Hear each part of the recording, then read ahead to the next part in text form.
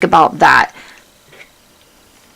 Alright, we are going to cast on 6 stitches. Let me zoom in for this. I'm just doing a chain cast on. It's simple. I like the look of it. We got our slip knot. We're starting with the black peg. So you pull the working yarn behind the peg. You got your slip knot. Pull the yarn through the slip knot. Put the slip knot behind the next peg. Pull it through. So we got 2, 3, 4. Oops. We're casting on 4 stitches. When we get to the last one, I did one too many. Okay, so here's the loop.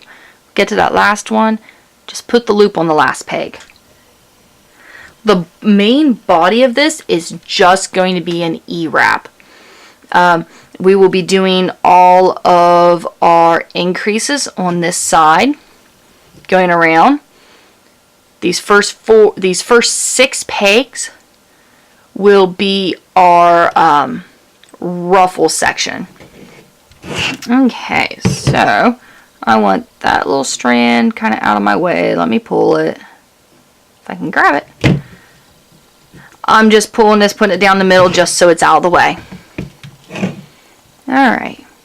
So, to finish our cast on, oops, I E-wrapped all of those. We take the bottom over the top. Now the increase that we're going to do, it's pretty simple and it stays the same for the entire project.